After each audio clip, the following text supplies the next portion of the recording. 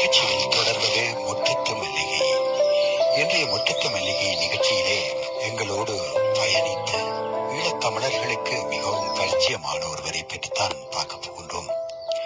அவர் வாழ்ந்து கொண்டிருந்த காலத்திலும் சரி, அவர் இப்பொழுதும் எங்களோடு வாழ்ந்து கொண்டிருக்கின்ற அவருடைய செயற்பாடுகள், அவருடைய ஆன்மீகத்தன்மை என்பவற்றை மீண்டும் ஒரு முறை நினைத்து பார்ப்பதில் முற்றத்து மல்லிகை நிகழ்ச்சியினூடாக மகிழ்ச்சி அடைகிறோம்.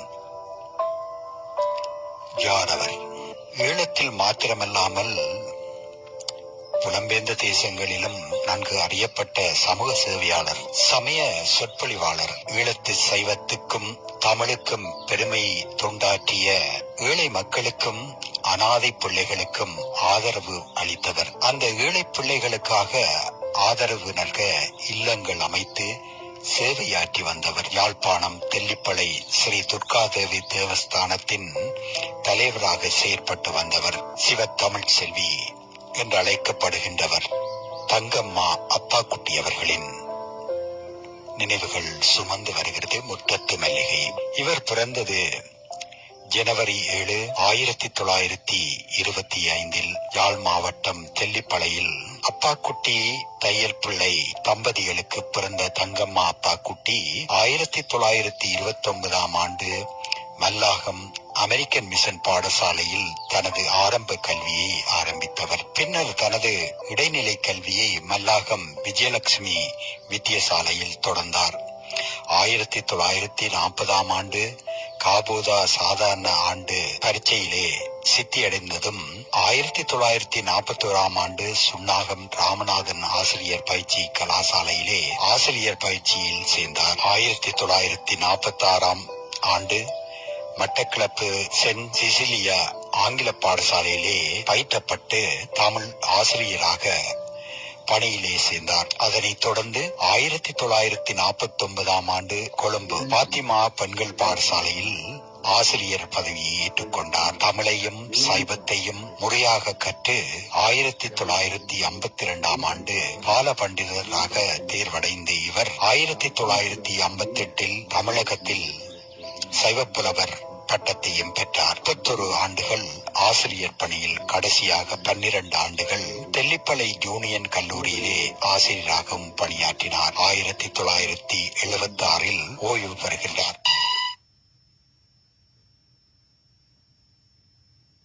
இதன் பின்புதான் அவருடைய சைவப்பணி மேலும் தொடர்கிறது.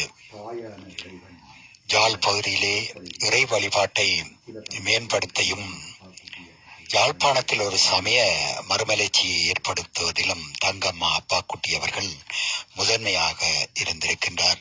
அவருடைய பங்குகள் நிறையவே இருக்கிறது. இந்த வேளையிலே அவருடைய சொற்பொழிவில் இருந்து சில பகுதிகளை கேட்டவண்ணம் தொடர்ந்து செல்லலாம். இன்றைய உரையிலே நினைக்கின்ற ஒரு புண்ணியம் கிடைத்திருக்கின்றது. தன் கடன் அடியேனை தாயான இறைவன் என்ற சொற்பொழிவிலே எமது தினாந்தர வழிபாட்டின் பிரார்த்தனையாக அமைய வேண்டும். இதுவே சமயங்காட்டும் வாழ்வியல் நெறி. உலகம் தோன்றிய நாள் முதல் மக்களிடையே சமயம் என்ற ஒன்று நிலவி வந்திருக்கிறது. சமயம் என்பதற்கு நெறி, கொள்கை, மார்க்கம் என்ற பொருள்கள் உண்டு. மனிதன் ஒழுங்கான வாழ்க்கையை அமைத்துக் கொள்வதற்கு வகுக்கப்பட்டதே சமயம் என்றாலும், இறைவனை முன்வைத்து இவ்வாழ்வை மேற்கொள்வதே புனித நிலையை ஏற்படுத்துவதாகும். ஏனென்றால் மனிதன் உணவால் மட்டும் வாழ்பவன் அல்ல, இறைவன் நினைவாலே வாழ வேண்டியவன் மனிதன். நாம் நினைப்பதெல்லாம் நடந்துவிட்டால் இறைவனை நினைக்கவே மாட்டோம். எமக்கு அடிக்கடி சோதனைகள் ஏற்படுவதும் நன்மைக்கு. துன்பங்கள் சுட சுட உள்ளம் தெளிவடையும். ஆரோடு நோவேன் ஆர்க்கெடுத்து உரைப்பேன் ஆண்டனி அருளில்லையானால் என்று பாடி பாடி ஆண்டவனோடு பேசத் தொடங்குவதற்கு எம்மை ஆயத்தப்படுத்துவது துன்பம். துன்ப நிலையில் இருந்து எம்மை தூக்கி எடுப்பதுதான் பக்தி. கல்லான மனதையும் கசிந்துருக வைப்பது பக்தி. ஆசையை அடக்கி ஆண்டவன் பால் அன்பைச் செலுத்த வைப்பது பக்தி.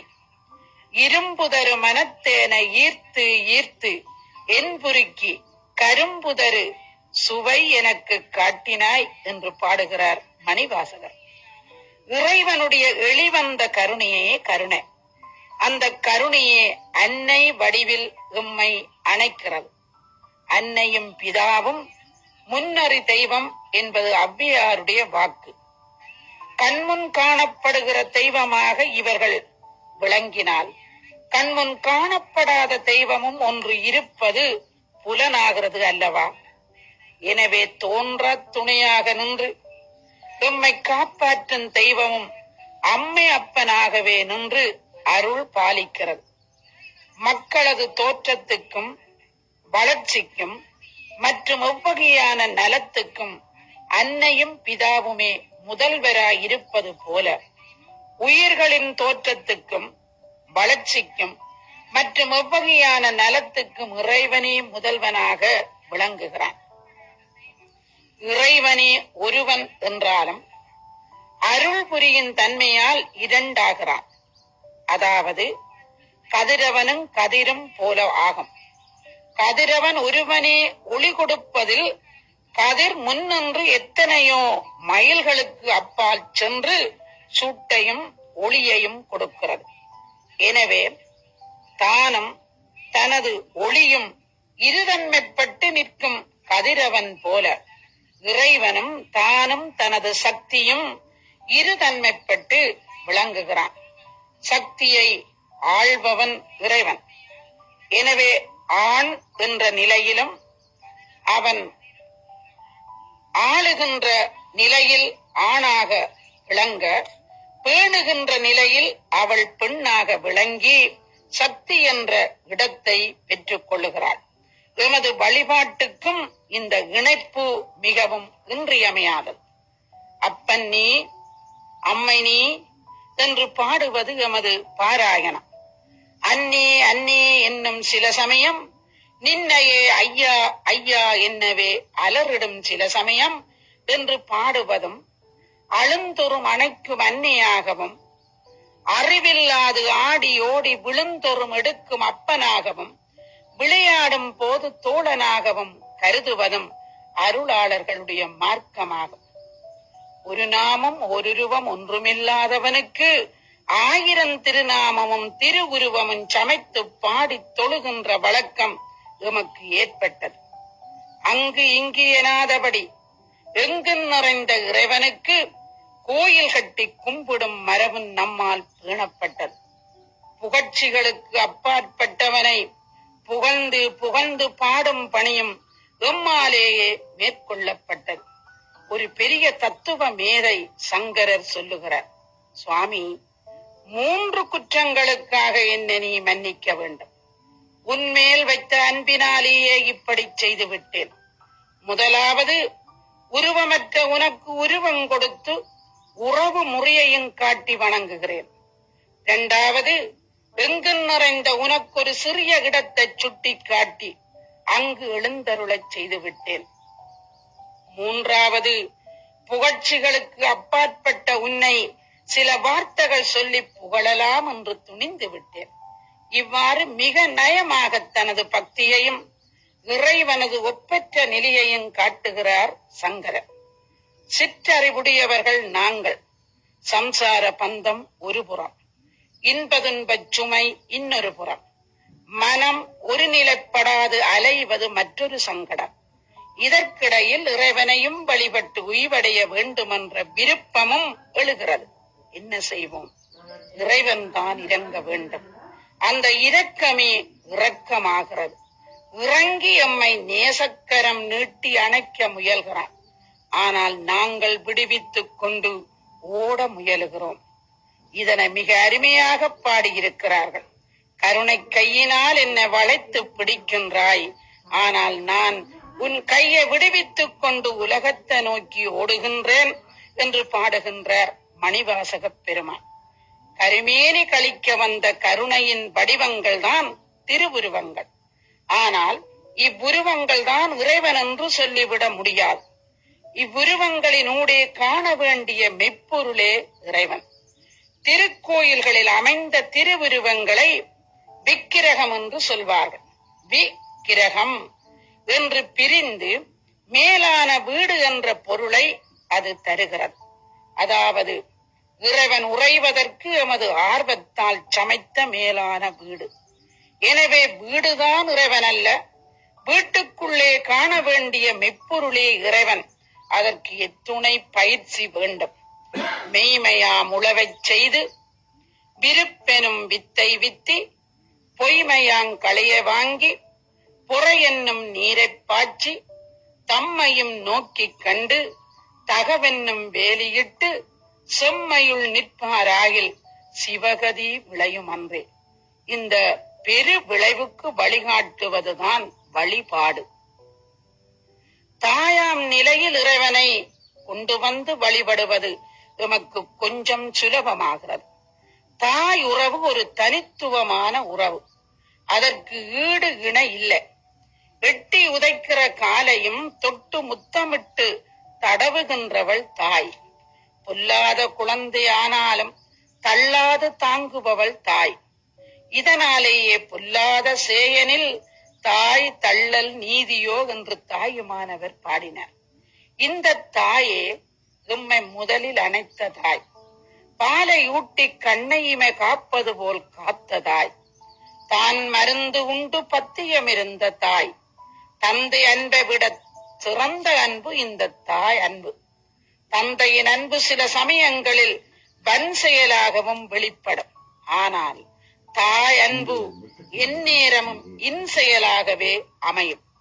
ஆனால் இவள் எமது உடம்பை தந்து வளர்க்கின்ற அன்னை. இறைவனோடு எமது உயிருக்குயிராகிய அன்னையாக ஒருவள் இருக்கிறாள். அவள் எங்களுடைய உயிரை அணைக்கின்ற அன்னை. 7 பிறவிக்கும் அன்னை. அவள்தான் அம்பாள். அருளது சக்தியாகும் அறந்தனக்கு அருளையன்றி தெருள் சிவமில்லை. அந்த சிவமின்றி சக்தி இல்லை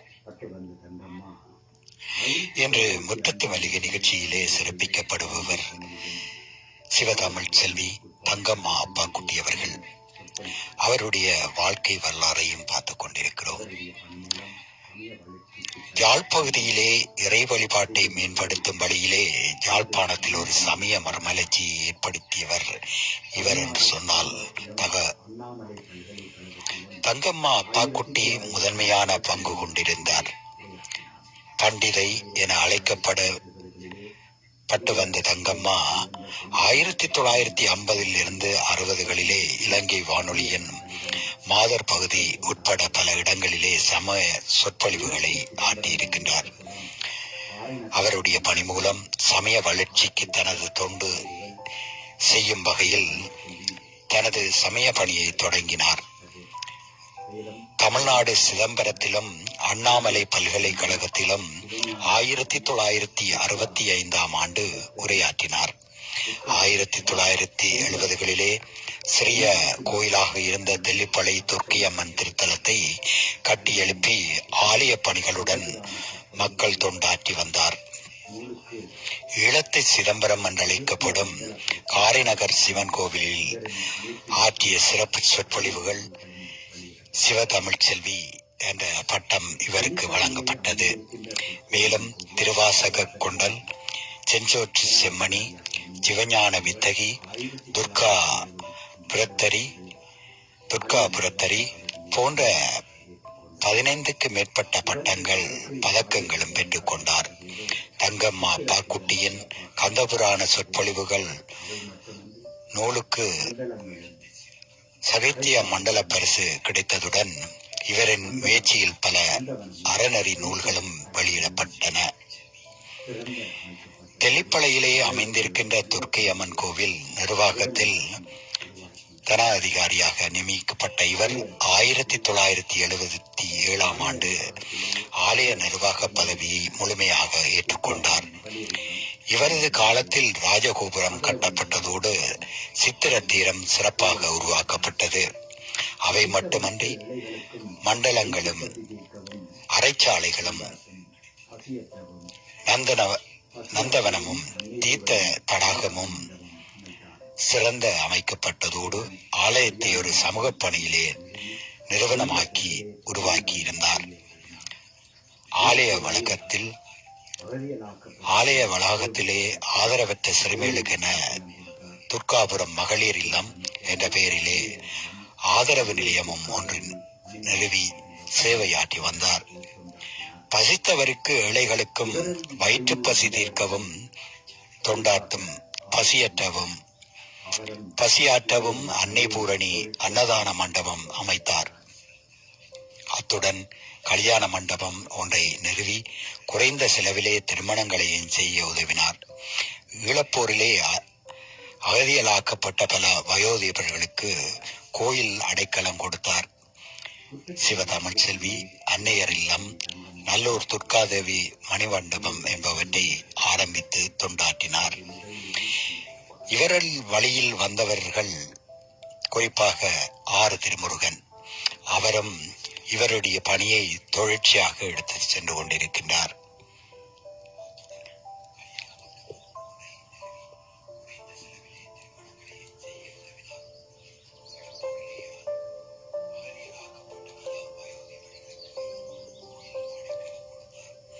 முட்டத்து மெல்லிகை நிகழ்ச்சியிலே சிவதமிழ் செல்வி தங்கம்மா அப்பாக்குட்டி அவர்களின் நினைவுகளை சுமந்து வருகிறது இந்த நிகழ்ச்சி. அவரின் உரையில் இருந்து என்னும் ஒரு பகுதி என்பது சைவ சித்தாந்தம்.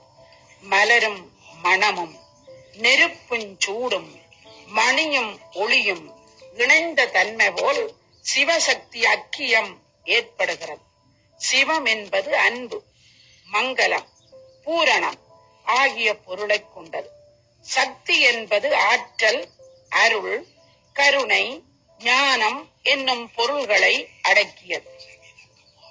அவன் அருளாலே அவன்தாள் வணங்கி என்பதில் வரும் அருள் என்பதே சக்தி. இது ஒன்றாய் இருந்து பலவாய் விரிகிறது. படைத்தல், காத்தல், அழித்தல், அருளல், மறைத்தல் ஆகிய ஐந்தொழில்களையும் ஆற்றுவது இந்த சக்தி.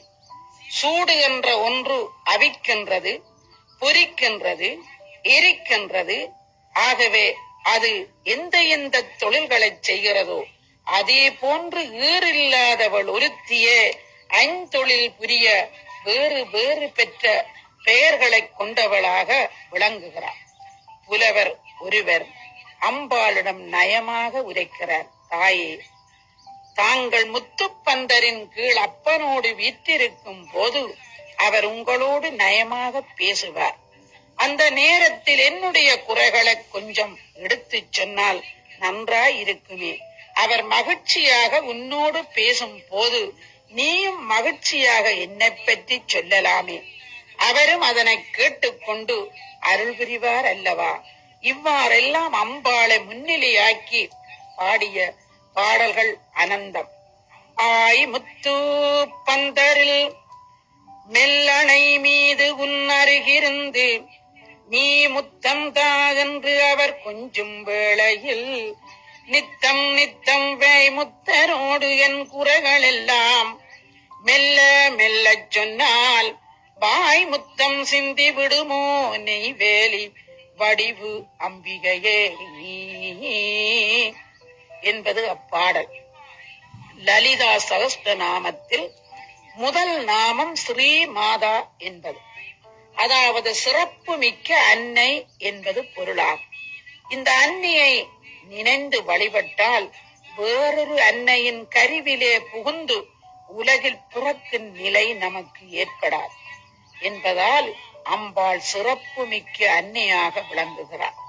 பால் நினைந்து ஊட்டும் தாயினும் சால பரிந்து நீ பாவியேனுடைய ஊனினை உருக்கி உள்ளொளி பெருக்கி உலப்பிலா ஆனந்தமாய தேனினை சொரிந்து புறம்புறந்திருந்த செல்வமே சிவபெருமானே, யான் உன்னை தொடர்ந்து சிக்கென பிடித்தேன், எங்கெழுந்து அருளுவது இனியே என்பது திருவாசகம். இந்த மாதா உலக மாதா, அகிலாண்ட கோடி இன்றும் கன்னியாக இருக்கும் அகிலாண்ட ஈஸ்வரியாக விளங்குகின்ற மாதா. நாம் நினைக்காவிட்டால் எம் பின்னே நின்று காவல் புரிந்து எம்மை காப்பாற்றுகின்ற மாதா. ஆனால் நினைப்பவர்களுக்கு முன்னே நிற்கும் மாதா. இவளை நம்பினால் எல்லாம் கிடைக்கும். சொல்லும் பொருளுமென நடமாடும் துணைவருடன் புல்லும் பரிமளப் பூங்கொடியே நின் புதுமலத்தாளல்லும் பகலும் தொழுமவர்க்கு அழியா அரசும் செல்லும் தவனறியும் சிவலோகமும் சித்திக்குமே. சொல்லை எழுத்து வடிவில் காண்கிறோம், அதன் பொருளை காண முடியாது. உணர்வால் தான் அறிகிறோம். அதே போன்று இறைவனுடைய கருணையை தாய் வடிவில் கண்டு அனுபவிக்கிறோம். அந்த தாய் எப்போதும் ஒளித்திருப்பதிலேதான் பிரியமுடையவள். உலகத் தொழில் அனைத்தும் அவளாலே நடத்தும் அவள் தன்னை காட்டிக் கொள்வதே இல்லை. மரத்தின் வேர் மறைந்து நின்று தாங்குவது போன்று சக்தியும் மறைந்து நின்று இயங்குகிறது என்றாலும் அதனை வெளிக்கொணர்ந்து தாயாக போற்றுவதில் ஆனந்தம் அடைகிறோம். தாயான ஈசனை துதித்து தாய்மையின் கருணையை பெற முயலுகின்றோம். இதுதான் அம்பாள் வழிபாட்டிலே நாம் காணுகின்ற அற்புதமாகும். கலியுகத்திலே இந்த வழிபாட்டினால் அமைதியும் ஆனந்தமும் ஏற்படுவதற்கு இடமுண்டாகிறது.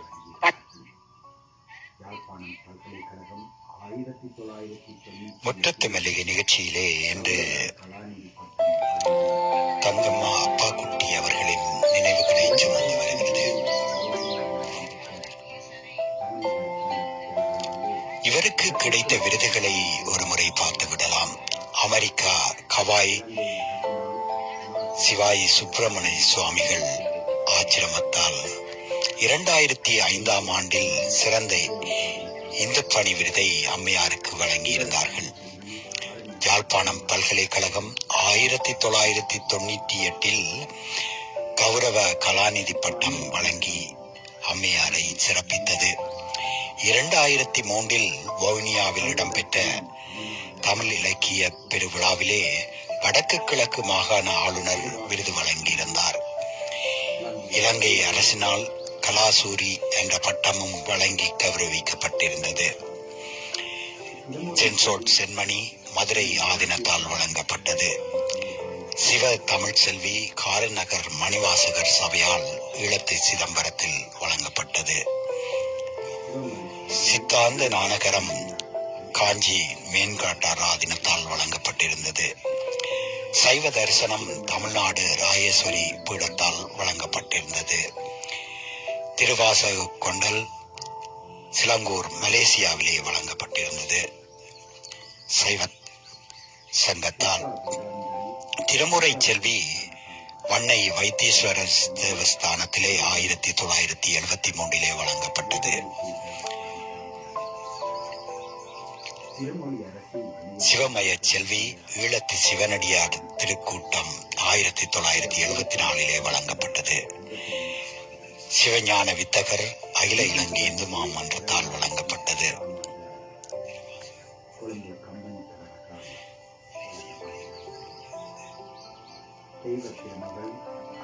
துர்கா தூரந்தரி துர்கா தேவஸ்தானத்தால் வழங்கப்பட்டது. சென்சோட் கொண்டல் மாதகள் முருகமூர்த்தி தேவஸ்தானத்தால் வழங்கப்பட்டிருந்தது. திருமொழி அரசி இனிவில் பராசகர பிள்ளையார் தேவஸ்தானத்தால் வழங்கப்பட்டது. இது 1983 ஆண்டில். கம்பன் புகழ் விருது 2001 ஆண்டு கொழும்பு கம்பன் கழகத்தால் வழங்கப்பட்டிருந்தது. தெய்வ திருமகள் அகில இலங்கை இந்து மாமன்றத்தால் 2005 ஆண்டு வழங்கப்பட்டது.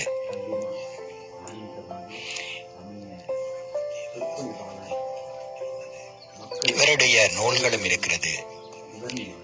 தொன்மைக்கு இணை உண்டோ என்ற நூல் 2004 வெளிவந்தது. வாழும் வழி என்ற நூலும் 2002 ஆண்டு வெளிவந்திருந்தது. இவருடைய மறைவு ஒட்டுமொத்த தமிழ் மக்களுக்கும் ஒரு இழப்பை கொடுத்திருக்கிறது. சிறந்த ஒரு கல்விமான், ஆன்மீகவாதி, சமய சொற்பொழிவாளர், மக்களுக்கு உதவுவதில் முதன்மையானவர் என்று சொல்லிக்கொண்டு எண்ணம் போகலாம். திடீரென நோய் வாய்ப்புட்டு சிவதமிழ் செல்வி சில வாரங்களாக யாழ்ப்பாணம் போதனா வைத்தியசாலையில் அனுமதிக்கப்பட்டிருந்த நிலையிலே ஜூன் 15, 2008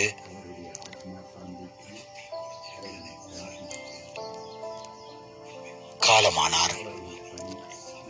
16 ஜூன் மாலை 4 மணி அளவில் தெல்லிப்பளை இந்து மயானத்திலே பல்லாயிரக்கணக்கான மக்கள் மத்தியிலே இவரது இறுதி நிகழ்வுகள் நடைபெற்றது. இவருடைய மறைவுக்கு அப்போதைய தமிழ்நாட்டு முதல்வர் கலைஞர் மு. கருணாநிதி இரங்கல் தெரிவித்ததோடு இன்னும் பலர் அவருடைய துயரத்தில் கலந்து கொண்டிருந்தனர். அவருடைய ஆத்மா சாந்திக்கு இறைவனை பிரார்த்தித்துக் கொள்வோம். அவருடைய பணி இன்னும் மேலும் தொடர வேண்டும். எப்படி பெண்கள் இந்த ஆன்மீக வாதத்திலோ இல்லது மக்களுக்கு உதவுகின்ற வகையிலோ எல்லாம் ஒன்றிணைந்து செயல்படுவது குறைவாகத்தான் இருக்கும். அப்படிப்பட்ட ஒருவரில் நாங்கள் இன்றைய முட்டத்து மல்லிகை நிகழ்ச்சியினூடாக சிவதமிழ் செல்வி தங்கம்மா அப்பாக்குட்டி அவர்களை இன்றைய நிகழ்ச்சியில் சிறப்பித்திருந்தோம். சைவத்துக்கும் தமிழுக்கும் பெரும் தொண்டாற்றிய, ஏழை மக்களுக்கும் அனாதை பிள்ளைகளுக்கும் ஆதரவளித்த இந்த உத்தமி என்றும் போற்றப்பட வேண்டியவர்.